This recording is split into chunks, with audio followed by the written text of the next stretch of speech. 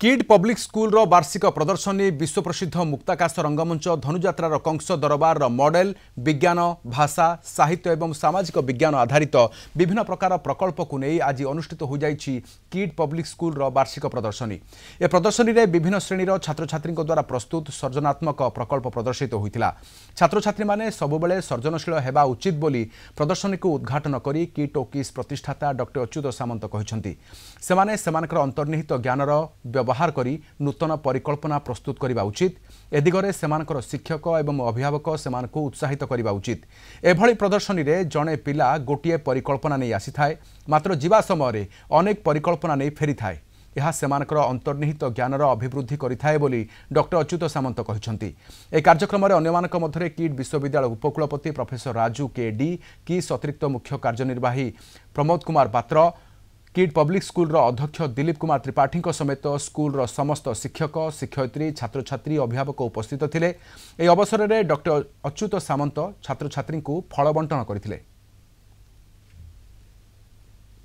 आज आमर kid public school रे वार्षिक प्रदर्शनी उत्सव पालन कराला।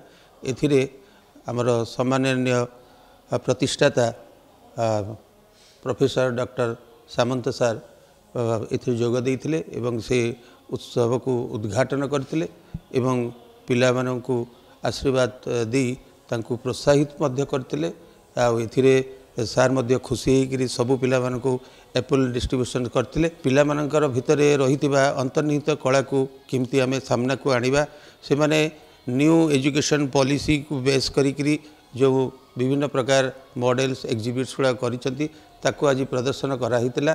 परफॉर्मिंग आर्ट्स मध्य पिला माने करथिले। एथिरे नर्सरी टू ग्रेड 7 पर्यंत सबु पिला माने प्राय 400 पिला एथिरे भाग नैछंती एवं पिला माने बहुत उत्साह सहित खूब सरल भाषा रे एवं अभिभावक मानकु दर्शक बंधु को तांको बुझेइछंती एवं किपरि से माने तांकर नुआ नुआ जिनस आविष्कार करछंती एही प्रदर्शनी माध्यम रे से मानकु देखैछंती।